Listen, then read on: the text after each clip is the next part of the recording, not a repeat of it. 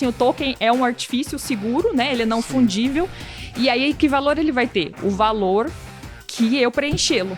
Inovação é assim, é teste, aprende, erra, teste, aprende, erra, acerta e daqui a pouco vai explodir, né? Sim. Todo mundo fala, o mercado de capitais tem crescido, né? O ano passado fez mais do que... Mas a pessoa jurídica. Claro. E assim, para quem que a gente precisa? O ciclo fecha quando? Quando eu atender o cliente final. Perfeito. Não adianta eu subir a obra e não vender. E o cliente final depende de financiamento.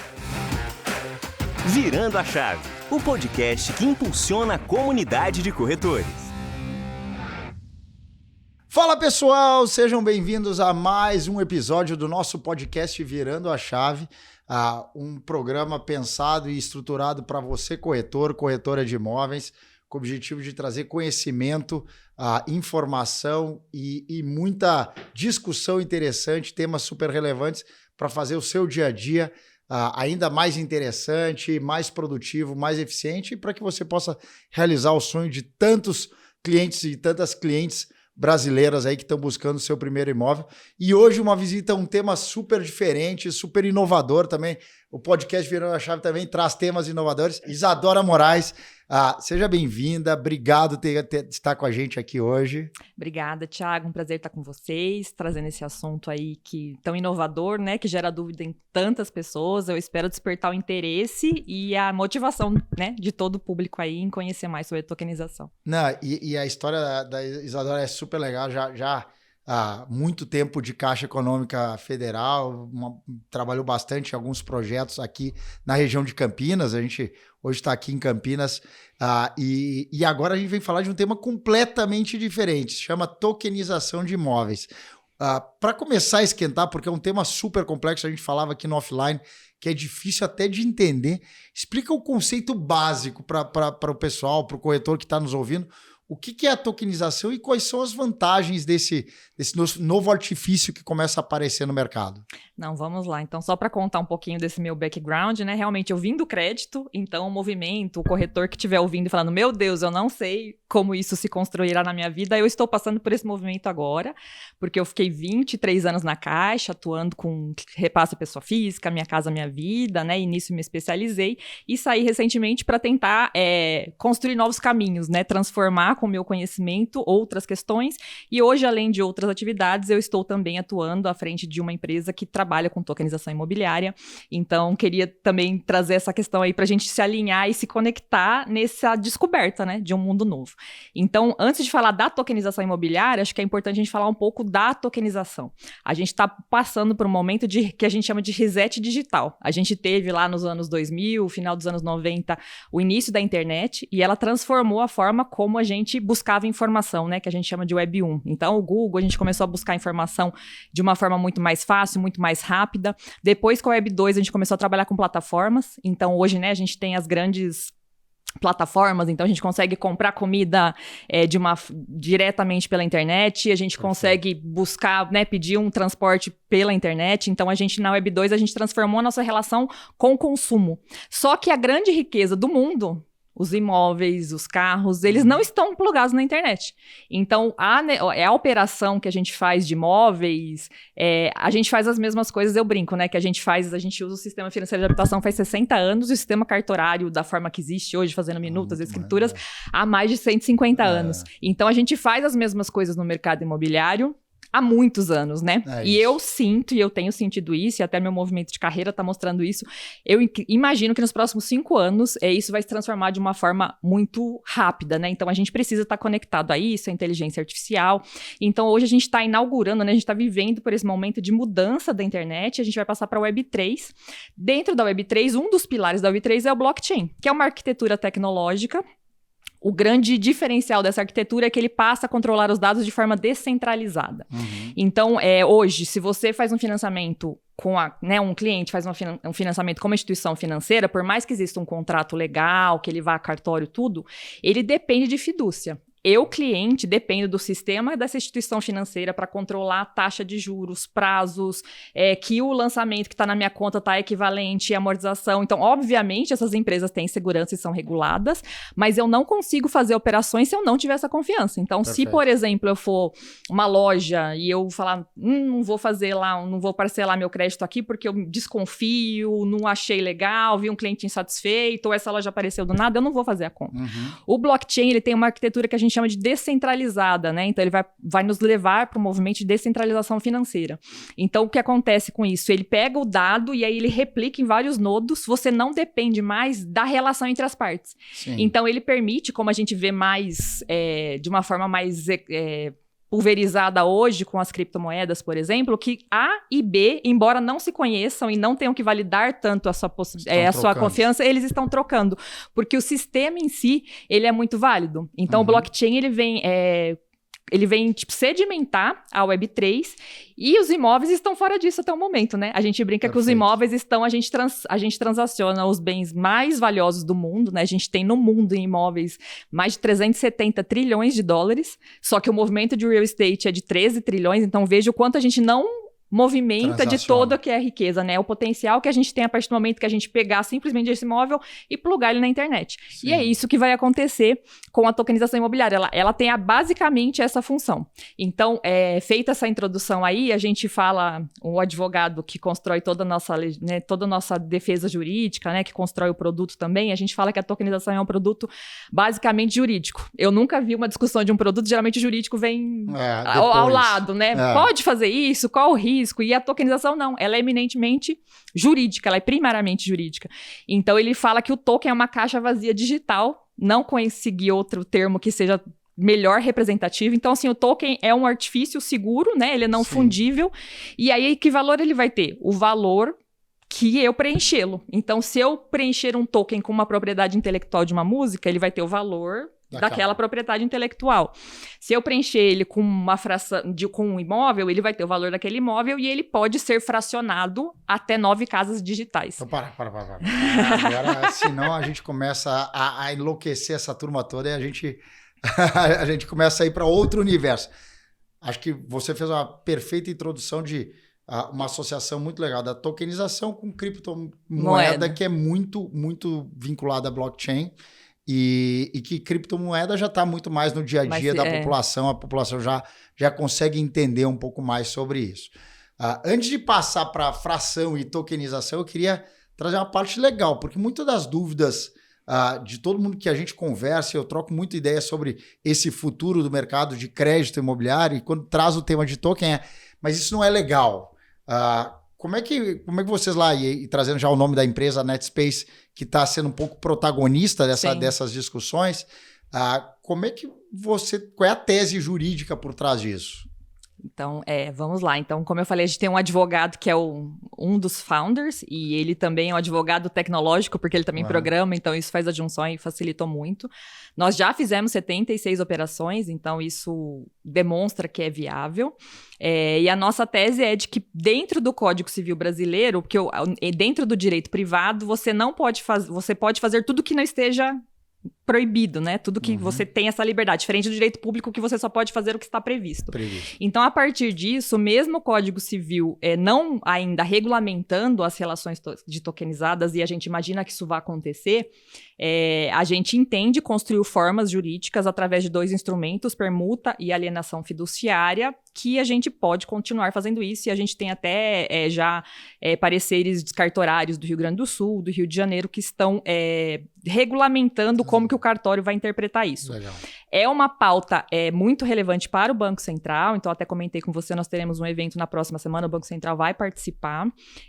O Drex, né, que é a moeda digital do Brasil, é o real digital, é um projeto que está como prioridade para o Banco Central. Perfeito. Então, a gente imagina que vai, primeiramente, ocorrer uma regulamentação do Banco Central para que isso fique mais claro, né? A gente entende que já é possível, tanto que estamos fazendo, mas por ser uma pauta que provavelmente deve ter uma escalabilidade, a gente pensa em escala a partir de 2026, 2027.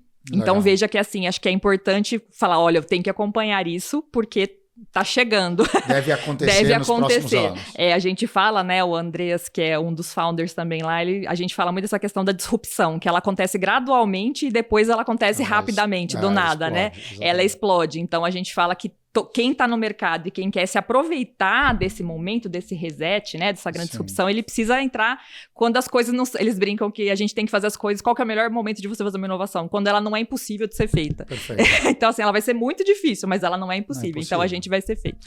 Então, a gente tem essa tese jurídica, mas a gente acredita que o Banco Central é pauta do Banco Central, tanto que ele estará lá conosco, de regulamentar para que haja uma clareza maior, mas a gente já tem feito operações. A partir do momento, né, quando deixar de ser um imóvel, então quando eu começar a olhar mais como uma oferta pública para levantar recursos, terá, né, daí vai se requerer uma regulamentação da CVM e, posteriormente, a gente entende que o próprio Código Civil vai regulamentar a tokenização para que ele regule as formações tokenizadas, né, as estruturas jurídicas tokenizadas.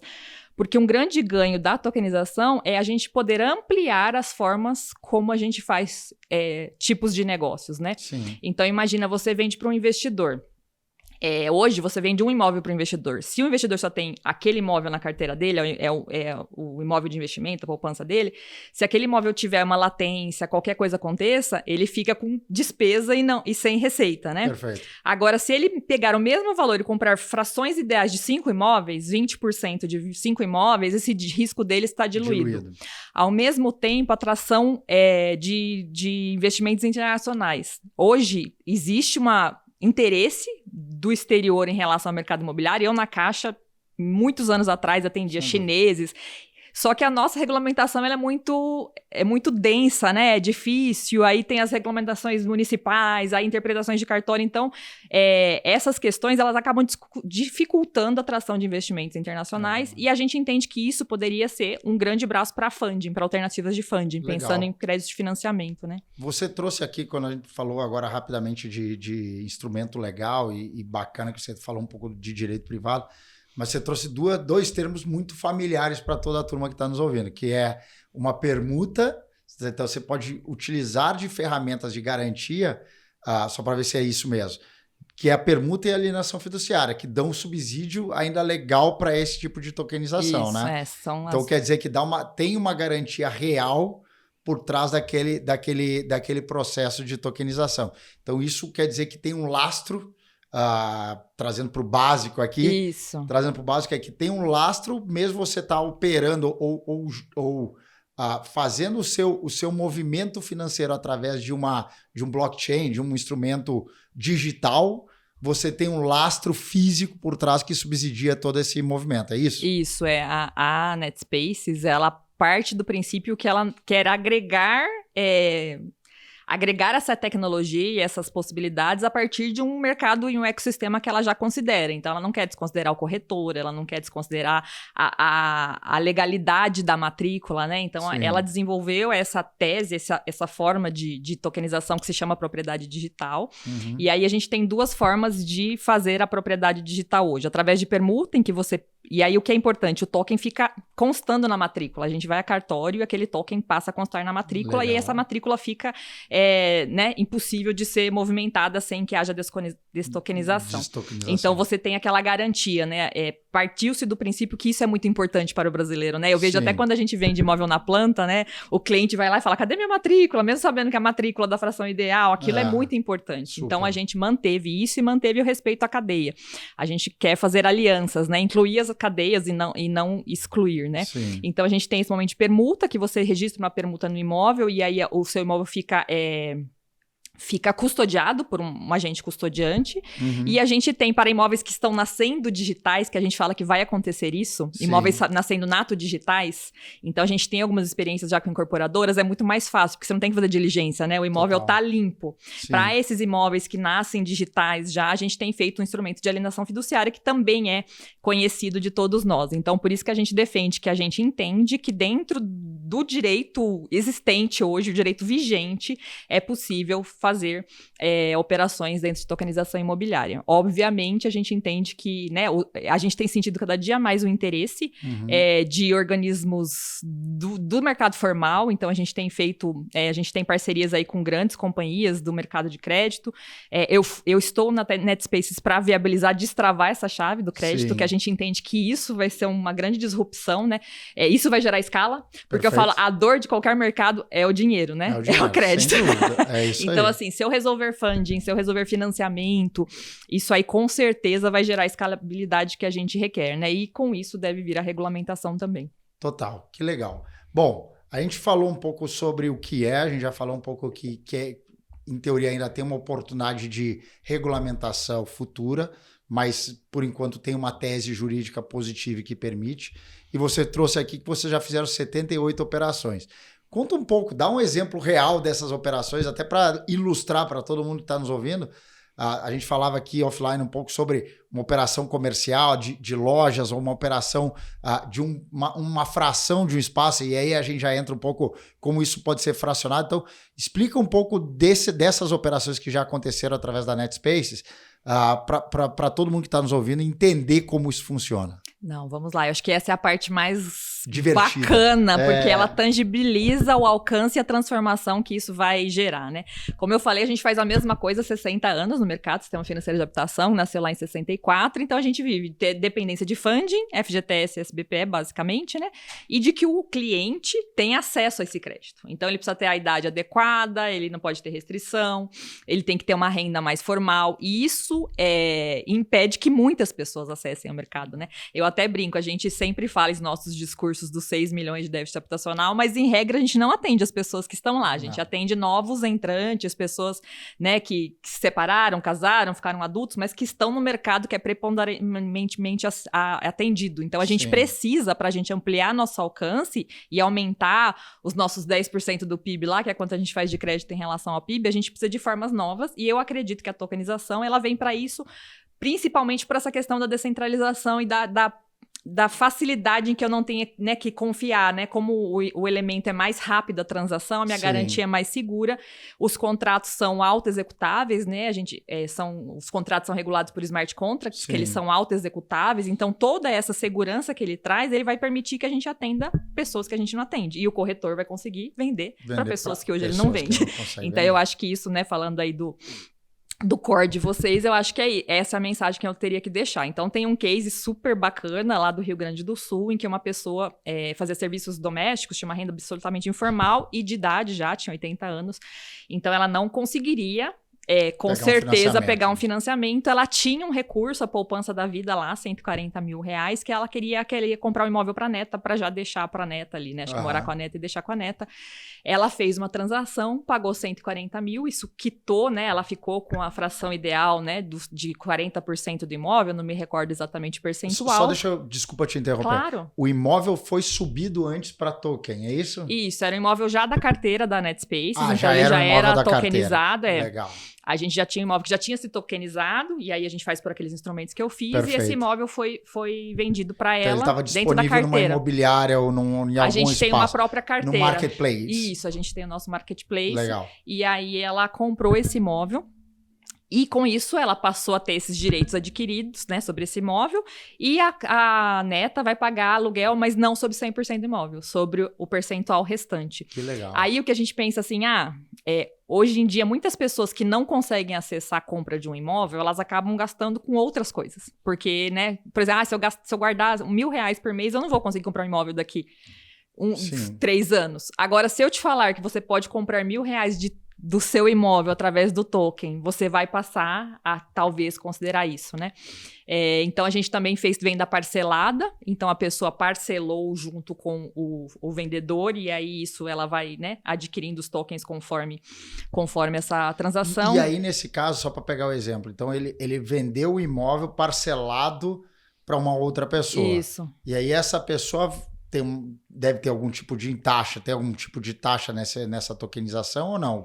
Tem a taxa só da transação, né? Que é 1,5% hoje, né? Em teoria, o que ele fez foi uma parcela fixa com uma taxa de 1,5% de transação. Isso. E aí, como ele não tem dinheiro, ele vai pagando em tokens todos os meses. Ele vai pagando na carteira, ele transfere dinheiro para a carteira e compra o percentual de token daquele imóvel. E aí, o vendedor do outro lado, ele vai recebendo esse dinheiro em tokens lá na carteira dele. Ele vai recebendo em dinheiro e aí ele pode ou resgatar como recurso financeiro mesmo, ou ele pode comprar dentro da carteira os imóveis que estão lá no portfólio.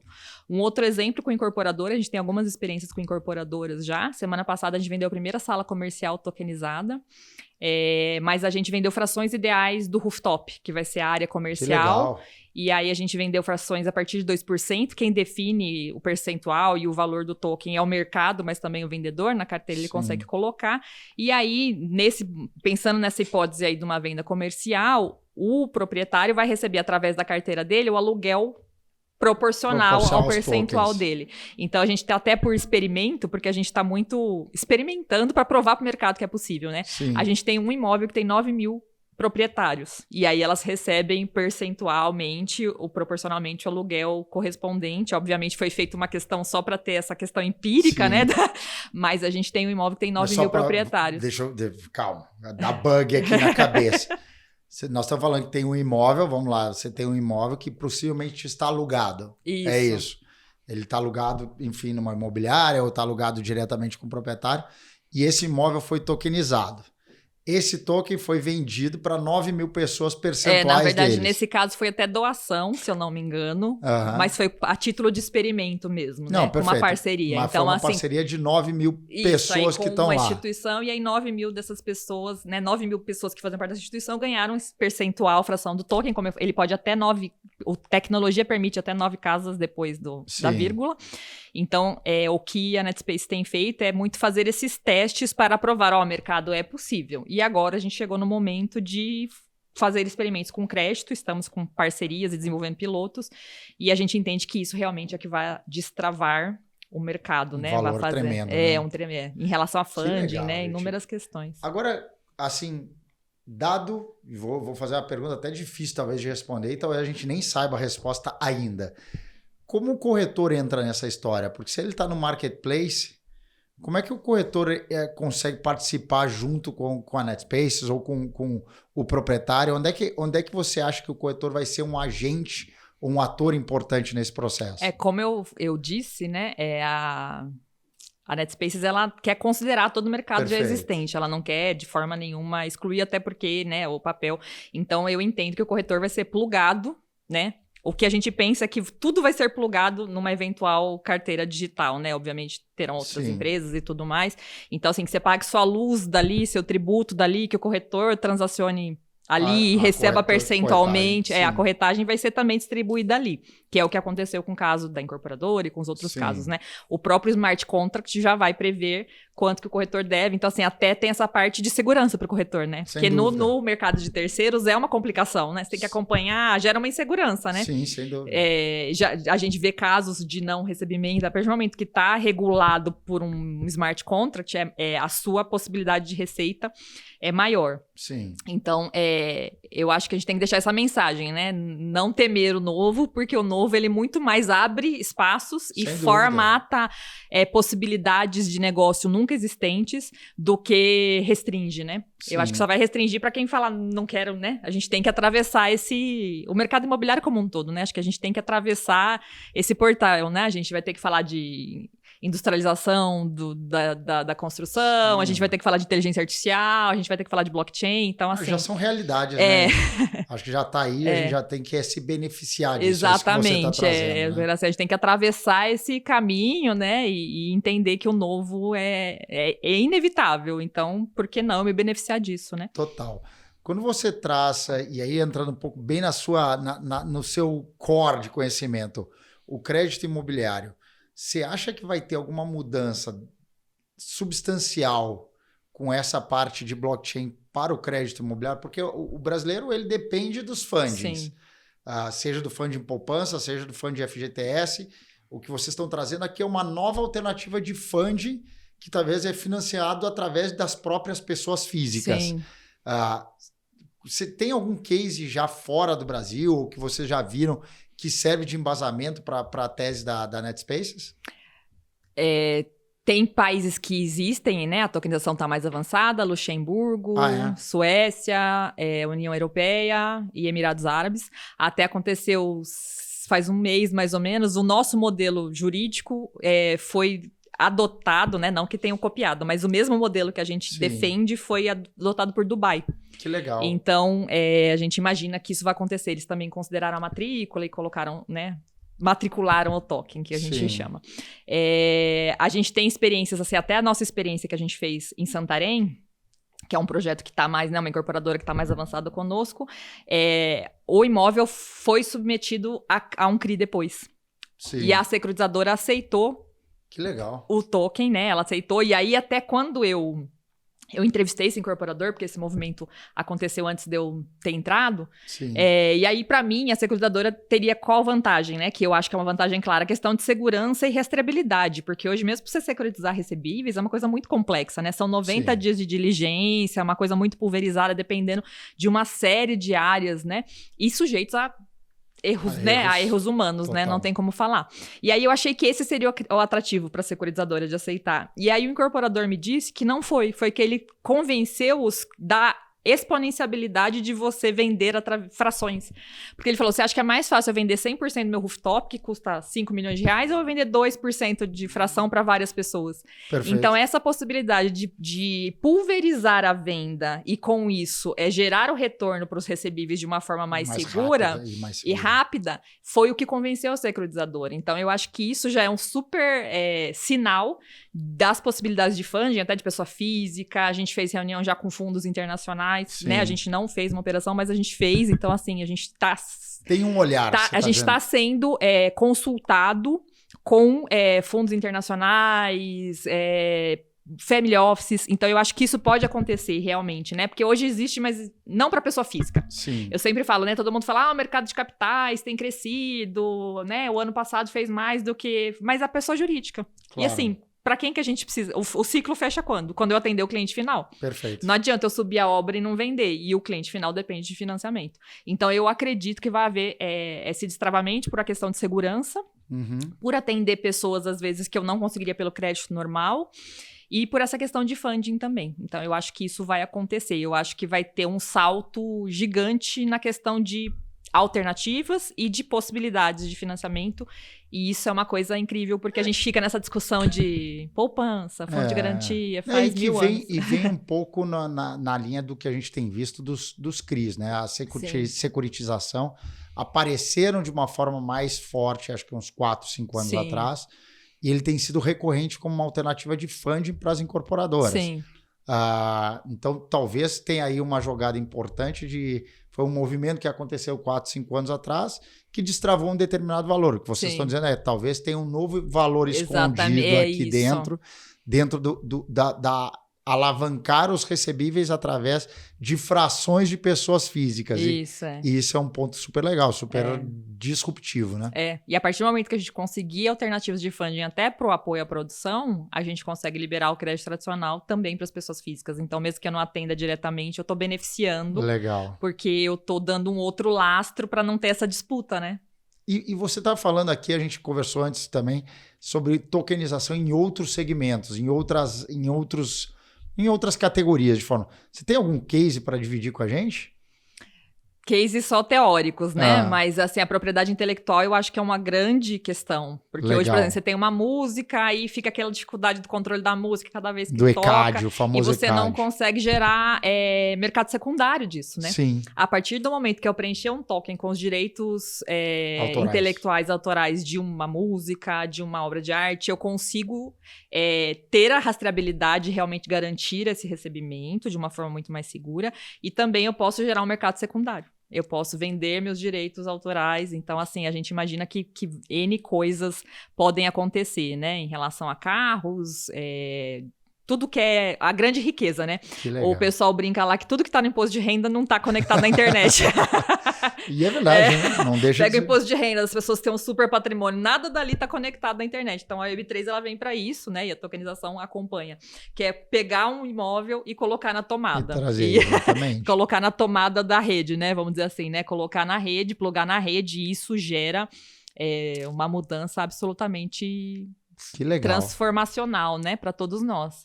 E aí, como é que funciona, indo para a prática aqui, já ainda caminhando para o nosso final, como é que funciona o marketplace? Porque acho que essa agora é a curiosidade. Um monte de gente está nos ouvindo, com certeza vai ter uma busca, eu entro lá Na Netspace você consegue cadastrar, quem quiser se cadastra, experimente, dá para você fazer testes, né? Tem imóveis da própria Netspace que estão lá disponíveis para comercialização. Então, é isso. Tem a carteira, tem todos os imóveis, e aí você vai lá, tem o valor da fração, que cada vendedor estipula. Sim. E aí você consegue fazer a compra, e aí se for um imóvel alugado, você tem a rentabilidade. Funciona como uma carteira normal, né? Uma wallet normal de uma compra, sei lá, de uma loja que você vai comprar alguma questão. E se o corretor, por exemplo, a turma que está nos ouvindo, tem um cliente que ele contou essa história... E ele se interessou, ele pode levar um imóvel para a Netspace para cadastrar? Levar, sim. E como é que funciona isso? Entra em contato ou cadastra através do próprio marketplace? Eu acho que é melhor entrar em contato com a gente, que a gente orienta. E a gente tem licenciados, né, em muitas cidades, e daí legal. O licenciado poderia fazer esse acompanhamento. Então tem um licenciado, em teoria, tem um licenciado que vai fazer uma avaliação do imóvel, vai ajudar na tokenização. Não é nem licenciado, ele é meio que o nosso braço nas cidades, né? E aí legal. Ele pode dar esse apoio, por exemplo, imobiliário, eu acho que a gente poderia fazer isso, tem o site, nossas redes estão super disponíveis também. Que legal, gente. Gente, assim... Parece um negócio super disruptivo, né? E eu tava pensando aqui, eu acho que já venho escutando o Andreas há algum tempo, mas parece que tá tomando uma forma, né? E aí tá acelerado. Eu me lembro da primeira transição que aconteceu, acho que faz uns 3 anos, até foi no Rio Grande do Sul. Foi. E agora ela já tem 76, então ele tá andando, ainda a passos lentos para testar e experimentar bastante, mas foi o que você falou, né? Inovação é assim, é teste, aprende, erra, teste, aprende, erra, acerta e daqui a pouco vai explodir, né? Sim, é isso. E aí a gente tem que acompanhar para se beneficiar, né? Para surfar nessa onda, né? E eu acho que virão muitos benefícios, né? Vão exponenciar muito as nossas formas de lidar com os imóveis, com os objetos todos. Sim. E também com os nossos clientes. Isadora, super obrigado. Acho que a gente trouxe bastante informação, bastante conteúdo. E se a turma quiser mais informação, entra lá na Netspace, né? Na Netspace, estamos super à disposição. Minhas redes também, Isadora Paiva Moraes. Estou super à disposição. Vai ser um prazer falar com vocês e ter essa troca. Brigadão. Obrigada. Valeu, pessoal. Valeu. Virando a Chave é um podcast oferecido por MRV & Co. e está disponível no YouTube e nas principais plataformas de áudio. Siga o podcast no Spotify ou na Amazon. Assine no Apple Podcast, inscreva no YouTube ou favorite na Deezer. Assim você será notificado sempre que um novo episódio for ao ar. Se você estiver ouvindo no Spotify, deixe a sua avaliação. Foi um prazer ter a sua audiência. Nos vemos no próximo episódio.